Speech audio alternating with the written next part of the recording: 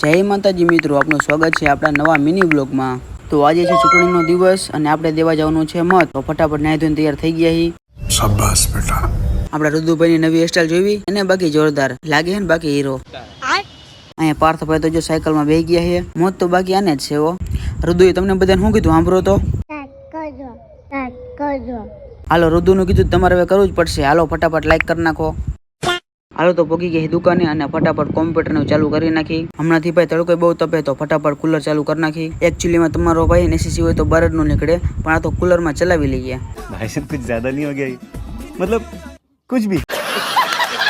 હાલો તો વાગી ગયો હે એક અને ફટાફટ મતદાન કરી આવી। કોમેન્ટ કરી નાખો જય માં ખોડલ। પોગી ગયા અમારા ગામની નિશાળે, પછી આપણે પોતાનો એક કિંમતી મત આપી દીધો। હવે કોઈ એવી કોમેન્ટ ન કરતું કે તમે કેને મત આપ્યો છે। આપણે જે ચૂંટણી જીતે ને એને મત આપ્યો છે। પછી તો ઘરે ફોન કરી દીધો કે ભાઈ મત દેવાનો બાકી હોય ફટાફટ આવી જાવ। હવે પછીનો